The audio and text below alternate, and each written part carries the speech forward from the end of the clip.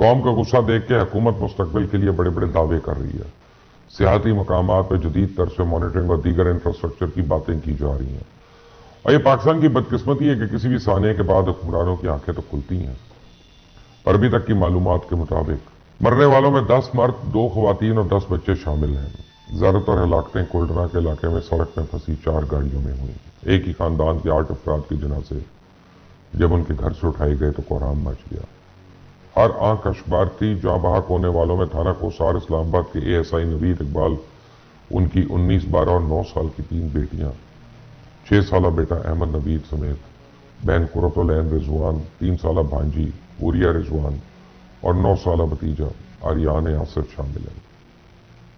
نوید اقبال نے اپنی اہلیہ کو جمعے کی شب 11 بجے بتایا کہ مری کے قریب برف میں پھنسے ہوئے ہیں، لیکن صبح 7 بجے جب ان کی اہلیہ نے خیرت کے لیے کال کی تو معلوم ہوا کہ نوید اقبال اور بچوں سمیت خاندان کے 8 افراد اب اس دنیا میں نہیں رہے۔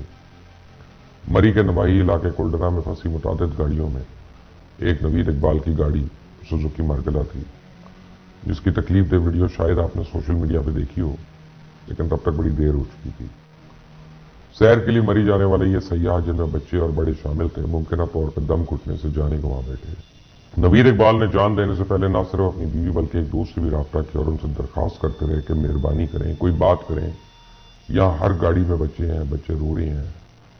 ان کے آڈیو پیغام کے مطابق جہاں پہ برف باری زیادہ ہوئی ہے روڈ بلاک ہوا ہوا ہے۔ 12 بجے سے لے کر ابھی تک کوئی 8-9 بجنے والے ہیں، ان کی گاڑی آتی ہے برف ہٹانے والی، وہ صبح سے نہیں آئی۔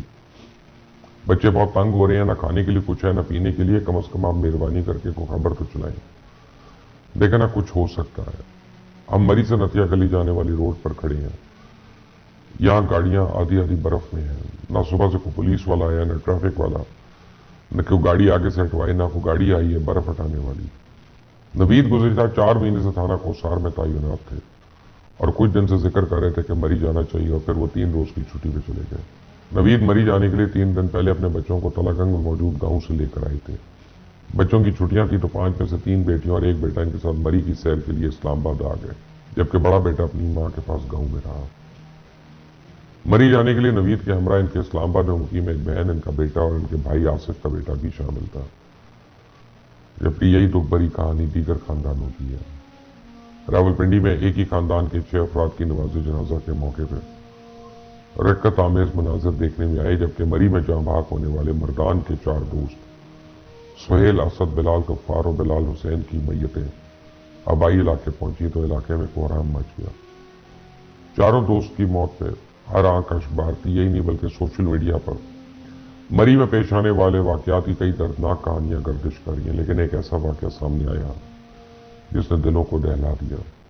مری میں برف کے طوفان اور راستوں کی بندش سے پریشان سیاحوں کی مصیبتیں پہلے ہی بہت تھیں، اور جب وہ ہوٹل میں کمرہ لینے پہنچے تو ان سے ایک رات کے لیے مبینہ 50-50 ہزار روپے تک وصول کیے جانے کی اطلاعات ہے۔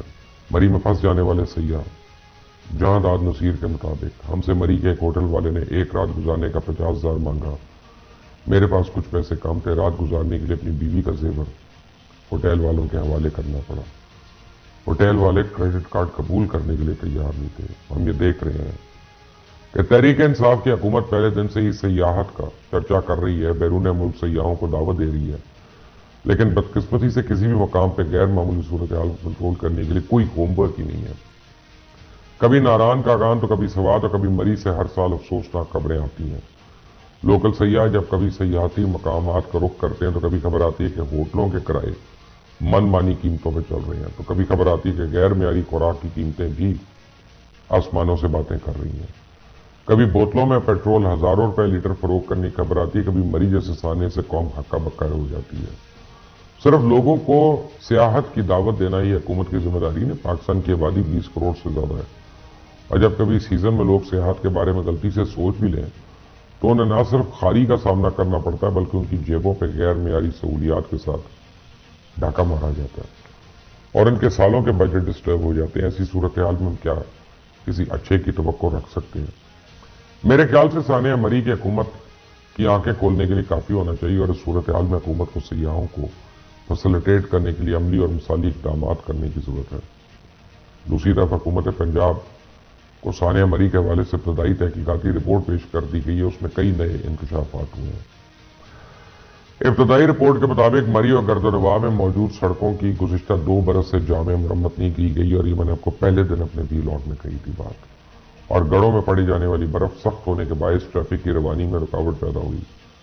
مری میں موجود ایک نجی کیفے کے باہر پھسلن ہونے کے باوجود کوئی حکومتی مشینری موجود نہیں تھی، اور اس پھسلن والے مقام پہ مری سے نکلنے والوں کا مرکزی خارجی راستہ تھا۔ سیاحوں کے مری سے خارجی راستے پہ برف ہٹانے کے لیے ہائی وے کی مشینری سرے سے تھی ہی نہیں۔ مری کے مختلف علاقوں میں بجلی نہ ہونے کے باعث سیاحوں نے ہوٹل چھوڑ کے گاڑیوں میں رہنے کو ترجیح دی، اور رات گئے ڈی سی راولپنڈی اور سی پی او راولپنڈی کی مداخلت پہ مری میں گاڑیوں کی آمد و رفت پہ پابندی لگائی گئی، اور مری کی شاہراہوں پہ ٹریفک بند ہونے کے باعث برف ہٹانے والی مشینری کے ڈرائیورز بھی بر وقت نہیں پہنچ سکے۔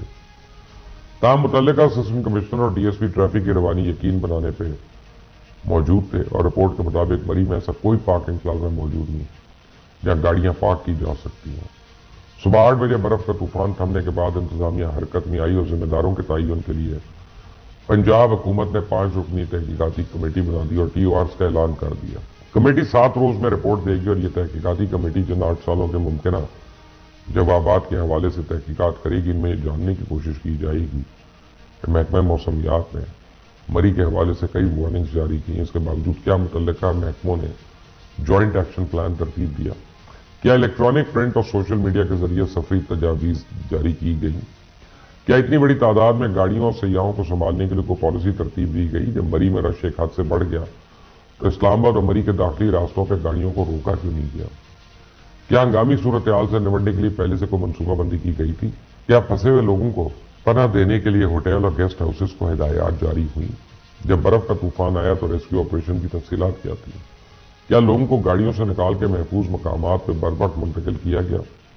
وہ کون سی وجوہات تھیں جو سانحے کا باعث بنی؟ اور اب تک کی اطلاعات کے مطابق سانحے کے بعد مری پہ پنجاب حکومت کی نوازشات شروع ہو گئی۔ عثمان بزدار نے ملکہ کوسار کو ضلع بنانے، رابطہ سڑکوں کو تعمیر کرنے کے لیے فنڈز دے دیے، 2 پارکنگ پلازے، 2 نئے تھانے بنانے، جہاں باق ہونے والوں کے لواحقین کے لیے فی کا 60 لاکھ روپے امداد کا اعلان کر دیا۔ راولپنڈی کی تحصیل مری کو ضلع کا درجہ دینا اور اس کا نیا نام کوسار رکھنا، اس کی بھی تجویز آئی۔ سیاحتی علاقوں کے لیے کوسار ڈیولپمنٹ اتھارٹی بھی قائم کی جائے گی۔ ضلع کوسار کی حد بندی کے لیے بورڈ آف ریونیو سے سفارشات طلب کر لی گئی ہیں۔ کون کون سے علاقے نئے ضلع میں شامل ہوں گے، اس حوالے سے کام شروع ہو چکا ہے۔ ضلع کوسار کے علاقے کی حد خیبر پختونخوا تک ہوگی، جبکہ ضلع راولپنڈی کے ضلع کی حدود بھی نئے سرے سے تعین کی جائے گی۔ کوسار ڈیولپمنٹ اتھارٹی تعمیر و ترقی، ریسکیو اور ریلیف کی ذمہ دار ہوگی، جبکہ نئے ضلع کو مشینری خریدنے کے لیے خصوصی فنڈ فراہم کیے جائیں گے۔ مری میں سیاحوں کے رش کو کنٹرول کرنے کے لیے سنی بینک اور چیکا کلی میں 2 پارکنگ پلازا بنائے جائیں گے۔ ان پارکنگ پلازوں سے شٹل سروس کے ذریعے سیاحوں کو مال روڈ تک لایا جائے گا۔ اس صورتحال میں شہباز شریف کا کہنا ہے کہ اس حکومت سے وعدے پورے نہیں ہوتے، دعوے ہیں کہ ختم ہی نہیں ہوتے، جبکہ چیف جسٹس اسلام آباد ہائی کورٹ نے ایک کیس کی سماعت کے دوران کہا ریاست کا مائنڈ سیٹ عوام کی خدمت کرنا ہے ہی نہیں، باتیں بڑی بڑی کرتے ہیں، لیکن لگتا ہے سی ڈی اور وفاقی حکومت بھی بے بس ہے۔